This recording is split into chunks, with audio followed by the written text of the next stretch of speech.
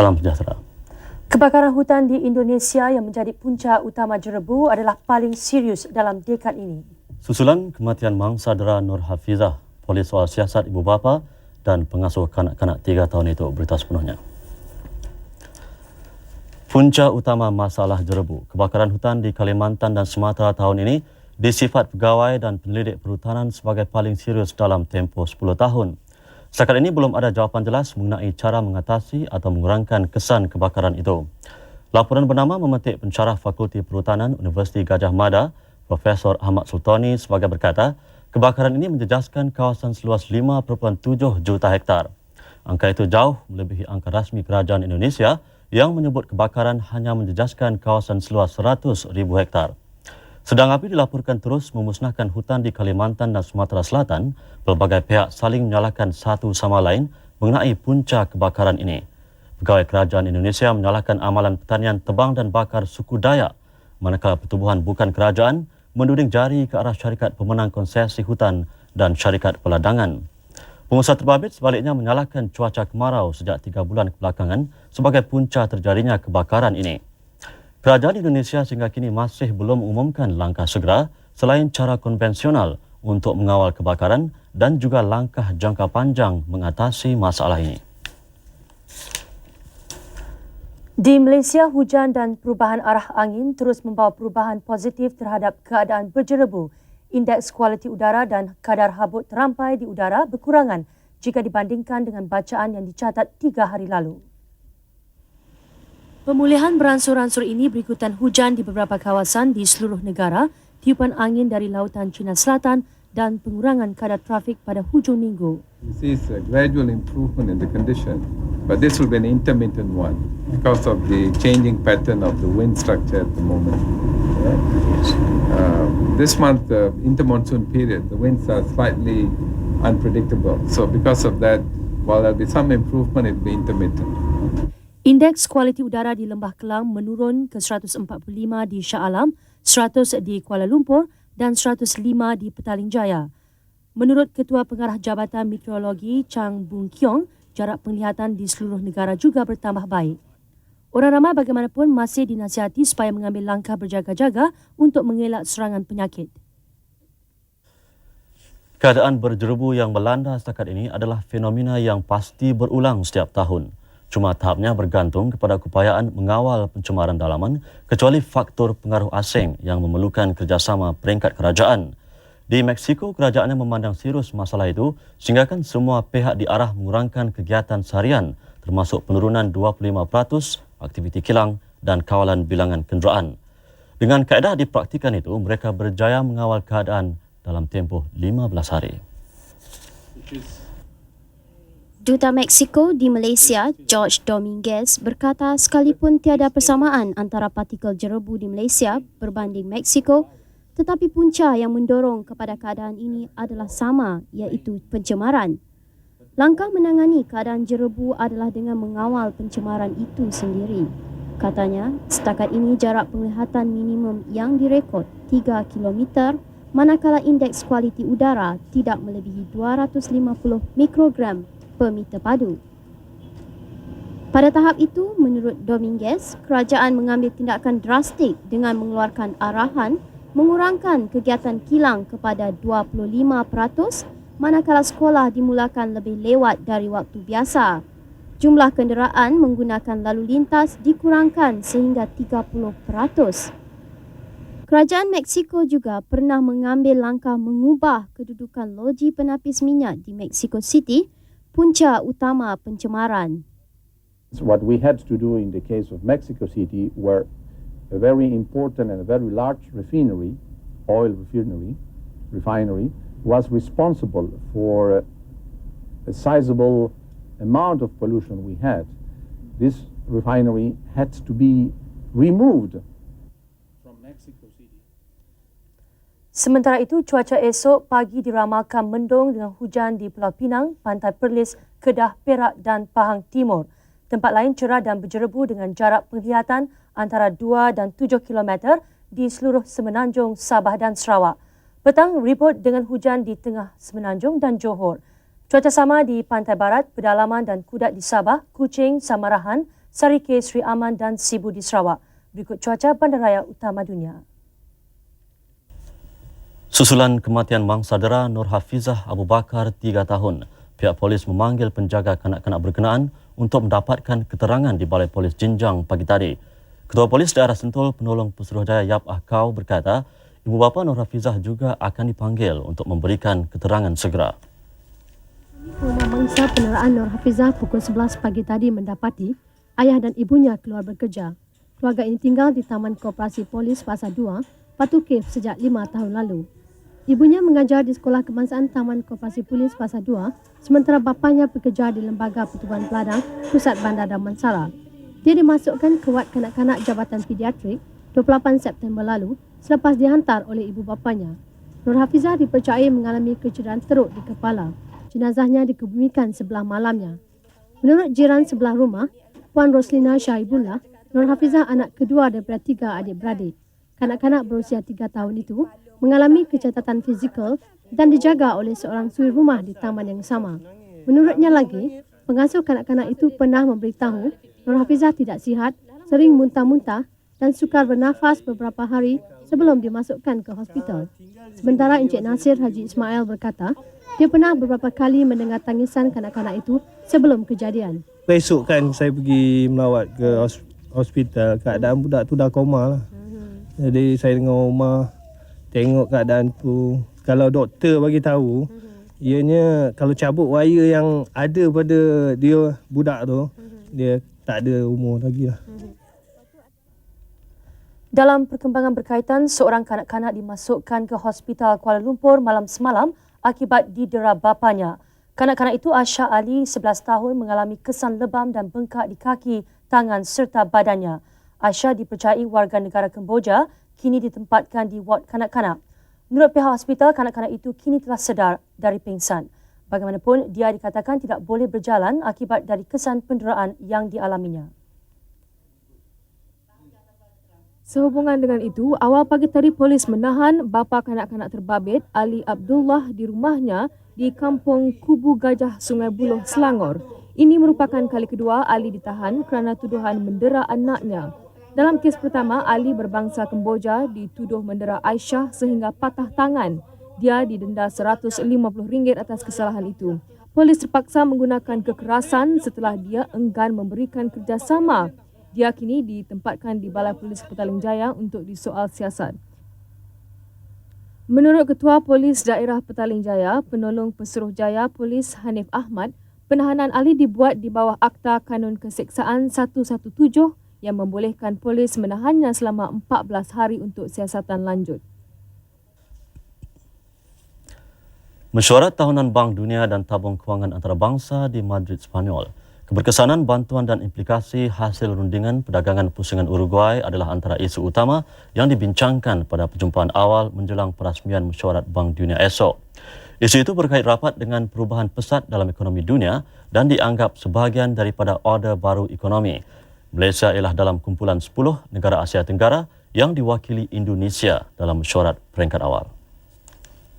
Pengarah Eksekutif Bank Dunia Dr. Aris Osman berkata, soal mengenai keberkesanan bantuan timbul daripada kesan pertumbuhan lembab, kemerosotan ekonomi dan pengangguran tinggi di negara maju, iaitu negara penderma utama. Negara penderma terbabit kini mahu bantuan kewangan kepada negara penerima dibelanjakan dengan wajar dan mempunyai dana penyenggara yang mencukupi bagi membiayai projek berkenaan. The main issue for the bank will be regarding the aid effectiveness as well as the implications of the Uruguay round agreement. Dr. Aris adalah wakil kerajaan di Bank Dunia itu yang berpusat di Washington.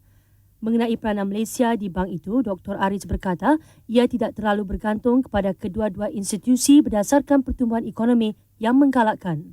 Tambahnya, Malaysia akan terus menolong negara membangun dan miskin mendapatkan bantuan daripada Bank Dunia dan Tabung Kewangan Antarabangsa. Hadir di mesyuarat ini Timbalan Perdana Menteri Datuk Seri Anwar Ibrahim yang juga Menteri Kewangan. Kes Munah Fendi masuk hari ke-12. Ikuti laporannya sebentar lagi. Mazlan Idris. Mahkamah hari ini diberitahu Maznah Ismail atau Munah Fendi dan suaminya Muhammad Afendi Abdul Rahman telah membayar tunai RM125,000 untuk sebuah kereta Mercedes terpakai. Muhammad Afendi pula dikatakan cuba menjualkan kereta Mercedes kepunyaan Datuk Mazlan yang didakwanya kalah judi. Perbicaraan kes ini masuk hari ke-12. Hari ini, 2 buah Mercedes dikemukakan sebagai bahan kes. Pihak juri dan orang ramai boleh melihat secara dekat kedua-dua bahan kes ini yang dibawa masuk ke pekarangan mahkamah. Pasangan pemuda Mona Fendi dan Muhammad Afendi turut dibawa turun dari bilik mahkamah untuk mengecam kedua-dua kereta berkenaan. Mercedes hitam bernombor plat MU280 adalah kepunyaan pasangan berkenaan yang dibeli dan dibayar tunai RM125,000 pada 3 Julai tahun lalu. Ini disahkan pengurus jualan sebuah syarikat kereta terpakai, Aw Swee Seng. Seorang lagi saksi, pemandu limousin Tan Teck Seng berkata, Muhammad Afendi mengajaknya berkongsi menubuhkan sebuah syarikat kereta terpakai pada waktu malam pertama kali mereka bertemu 8 Julai tahun lalu. Menurut Tan, Muhammad Afendi memberinya RM9,000 tunai sebagai sebahagian modal untuk syarikat yang dicadangkan itu dan memintanya menjualkan sebuah kereta Mercedes untuk dijadikan sebahagian lagi modal. Kereta berkenaan menurut Muhammad Afendi ialah kepunyaan seorang datuk yang kalah judi. Pada 20 Julai, Tan terbaca dalam akhbar bahawa Mercedes yang bernombor plat CAA 5115 sedang dicari polis lalu beliau menyerahkannya kepada pihak berkuasa. Turut memberi keterangan ialah Ketua Inspektor Abdul Majid Hussein dari Jabatan Siasatan Jenayah Bukit Aman. Abdul Majid yang cuba mendapatkan pengesahan tanda tangan atas dokumen perjanjian jual beli tanah antara Datuk Mazlan dan Muhammad Afendi diberitahu oleh pembantu khas Datuk Mazlan bahawa kesemuanya adalah palsu melainkan satu dokumen. Perbicaraan disambung esok. Keadaan di lorong Haji Taib Kuala Lumpur gempar ketika petang tadi apabila seorang lelaki rebah dengan kesan darah di seluruh badannya. Dia dipercayai cedera parah di perut kerana ditikam. Menurut beberapa saksi yang berada di tempat kejadian, lelaki ini rebah beberapa meter dari tempat dia ditikam. Dia dipercayai berketurunan Cina dan berusia sekitar 20-an. Pemuda ini kemudiannya dibawa oleh orang awam ke hospital untuk mendapatkan rawatan. Identiti dan punca kejadian masih tidak dapat dipastikan.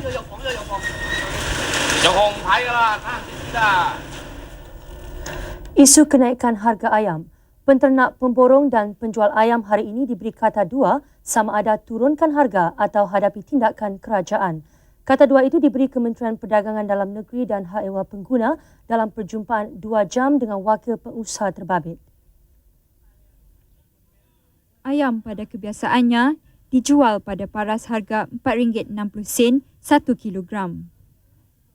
Bagaimanapun, sejak kebelakangan ini, harganya dikatakan melambung naik, purata antara RM1 hingga RM1.50 1 kilogram.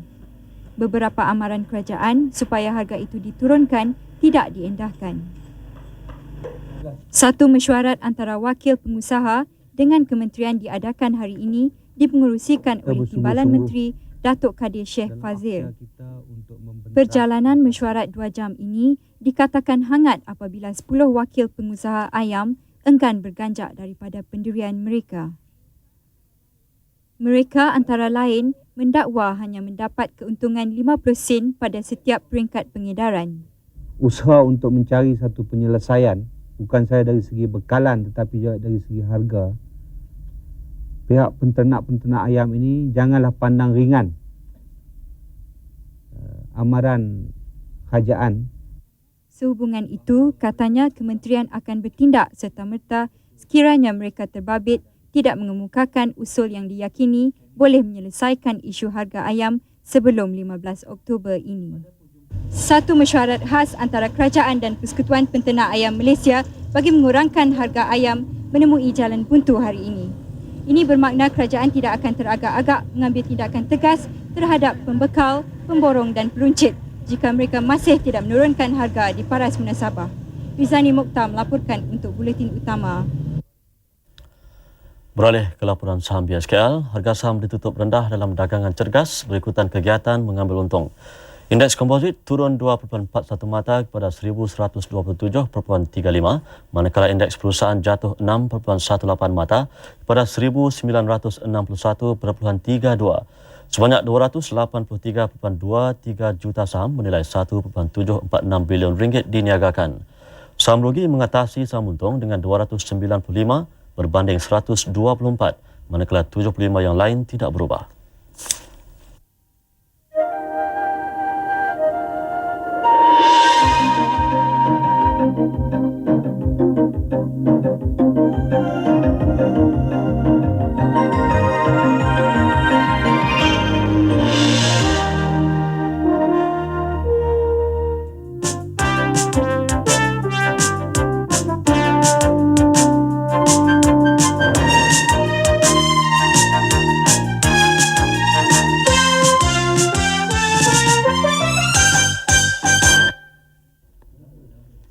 Di pasaran tukaran asing, ringgit ditutup lega berbanding dolar Amerika.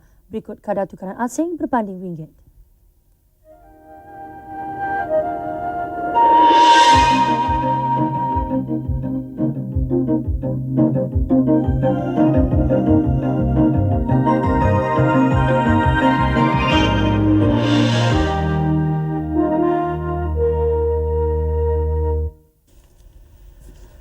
Usahawan tempatan disahkan bebas dari hawar. Berita Menteri Kesihatan Datuk Lee Kim Sai menegaskan usahawan tempatan A. Jamil Hamid yang baru pulang dari India dan dimasukkan ke wad kuarantin Hospital Pulau Pinang tidak dijangkiti hawar.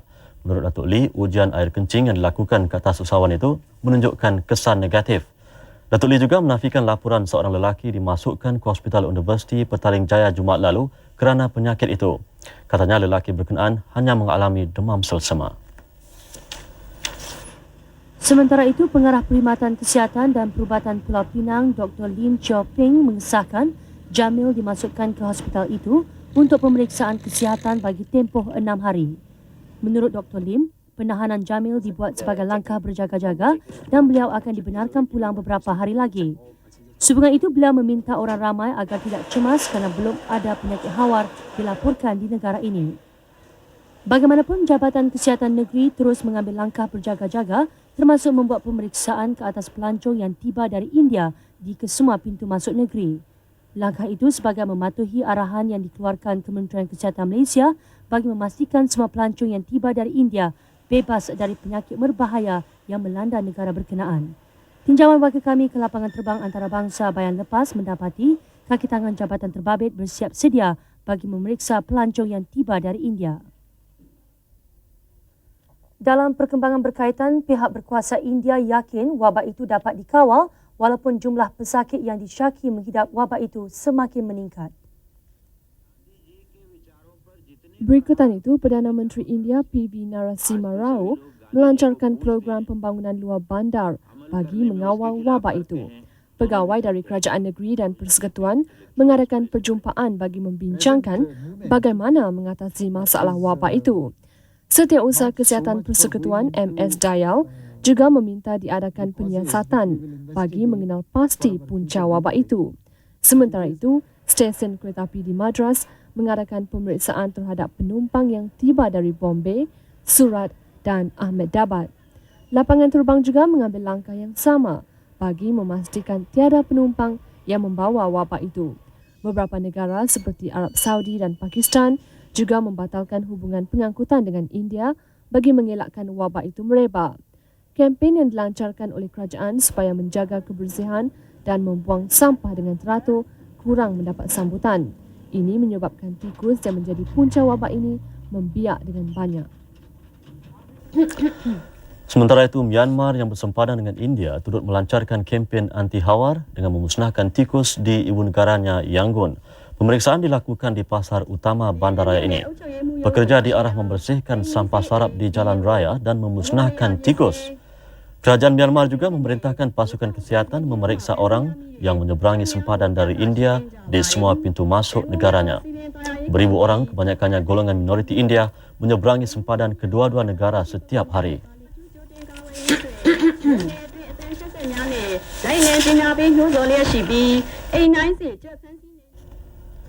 33 orang dikuatiri mati lemas akibat jambatan runtuh di sebuah pusat pelancongan air panas di wilayah Guangdong, selatan China. Menurut laporan televisyen tempatan, jambatan gantung ini runtuh setelah rantai besi pengikatnya tertanggal. Lebih 60 orang yang berada di atas jambatan ini terhumban ke dalam tasik. Kerja menyelamat segera dilakukan oleh pengunjung pusat pelancongan berkenaan dengan melontarkan pelampung ke dalam tasik ini. Hanya 20 orang berjaya diselamatkan manakala ramai lagi masih hilang. 但係向右傾側，橋上60-70人失去平衡，跌咗落水深20-30米嘅湖裏。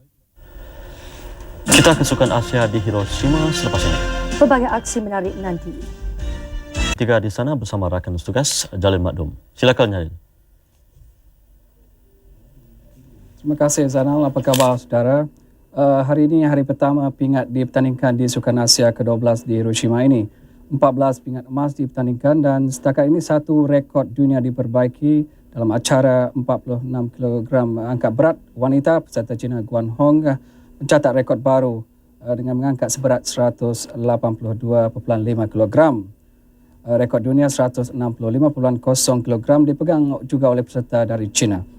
Sementara itu bagi skuad negara ada berita baik dan sebaliknya. Pasukan tenis memberikan berita gembira mengalahkan Filipina 2-1 untuk bertemu Korea Selatan di peringkat suku akhir esok. Sementara itu bagi peserta karate do negara bagi acara wanita, kata dan komite, nampaknya peserta harapan negara Michelle Ko gagal meraih pingat, begitu juga dengan tiga peserta yang lain. Peserta harapan negara Michelle Ko yang dijangka dapat menyumbangkan pingat pertama untuk negara bagaimanapun gagal berbuat demikian. Di pusingan pertama, acara individu kata perempuan, Michelle hanya berjaya menduduki tempat keempat daripada 5 peserta memungut 21.5 mata. Di peringkat akhir, Michelle berjaya memungut mata 24.5 sama dengan peserta dari Taiwan, Su Chen Chen. Bagaimanapun, nasib lebih menyebelahi Chen Chen dengan kelebihan 1 mata untuk memperolehi gangsa, sementara Michelle Ko di tempat keempat. Tiga lagi peserta wanita negara bagi acara komite, Aini Awang Muda bawah 53 kg, Ramlah Abdul Hamid bawah 60 kg dan Adeline Prudente atas 60 kg tewas di pusingan awal. Peserta Jepun menunjukkan keunggulan mereka apabila menyapu bersih 4 pingat emas daripada 4 acara karate do yang dipertandingkan hari ini. Sementara itu, esok 4 lagi peserta negara akan mengambil bahagian dalam acara karate do bagi acara komite dan 4 peserta akan mengadu nasib besok. Berita yang kurang baik bagi pasukan bola sepak negara. Nampaknya pasukan negara malang bila tewas kepada Uzbekistan petang tadi dengan 0-5. Pasukan bola sepak negara kalah teruk di tangan Uzbekistan. Seperti yang dipamerkan semasa menentang Hong Kong Sabtu lalu, barisan pertahanan skuad negara hari ini begitu rapuh. Penjaga gol Khairul Azman Muhammad melakukan kesilapan membolehkan Uzbekistan menjaringkan gol pertama. Gol itu dijaringkan oleh Andrei Fedorov. Rusmatam Durmanov menjaringkan 2 gol, sementara penyerang utama Igor Shikrin menambah 2 gol lagi. Dengan kemenangan ini, Uzbekistan hampir tempat kedua kepada pasukan Korea Selatan yang ketinggalan 2.25 mata.